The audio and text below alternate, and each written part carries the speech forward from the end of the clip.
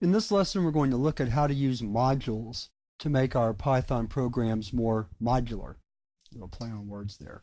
In other words, we're going to look at how to create import statements and import functions and classes from files that we've already created. First of all, let's take a look at two of the files we're going to use for import.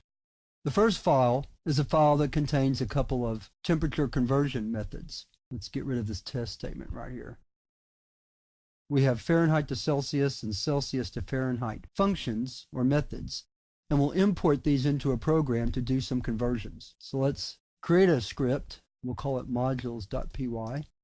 So to import, all we have to do is write import and the name of the file. Now, the contents of that file are available to our Python program. So we can write a simple little script here. We'll say temperature equals 212, converted temp equals F to C temp, and then print the converted temp is, and watch what happens. I'm kind of giving you a little clue. It's not going to work, but let's just see what it's going to do anyway.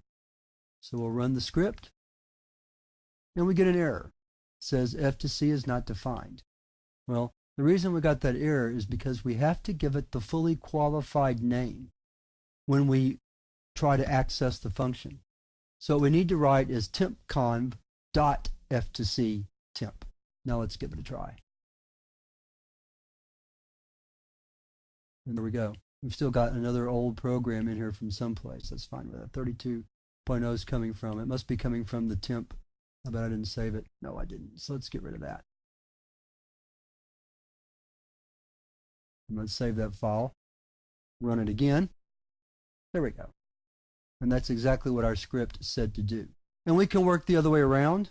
We'll say temp equals 0, converted temp equals temp convert C to F temp, and then we can just steal this print statement and use it again. So a little Control C, Control V, save the file. So 212 Fahrenheit is 100 Celsius, and 0 Celsius is 32 Fahrenheit. So that all worked correctly. If you don't want to use the fully qualified name, you can do it like this. You can say from temp convert or tempcon import C to F. Well, I'll tell you what, let's do them both at the same time. From tempcon import F to C. Now we can use the function name or the method name directly without qualifying it. Just like that. So let's save the file, bring up our window. Let's clear the screen. Let's run it again, and we get the same response. So you can either use the import statement alone and use fully qualified function names, or you can use the from statement, and then you can use the function name without the name of the import file. That choice is really up to you. Now let's look at another example. What we'll do here is we'll just comment these lines out so we can keep them in the script. And we can do the same thing with classes. In fact, almost always when you create a class, you're going to put it in its own file and then import that class into your program. So let's take a look. If you remember from our object-oriented programming examples, we had a file called shapes that included the shape class and the rectangle class. So let's import shapes here, and we're going to say S1 is equal to shapes, shape. We'll set a XY coordinate, and we'll print the value. And then let's create a rectangle, like so, and print its value, R1, not F1. There we go. Save the file, bring up our manprop window, clear the screen, and there are our two objects, and there are two string methods. Just like with the previous example, if we want to use just the class names themselves, we can say from shapes import shape, and from shapes import rectangle, and then we can use the class name without the import file name. Save the file. Same result.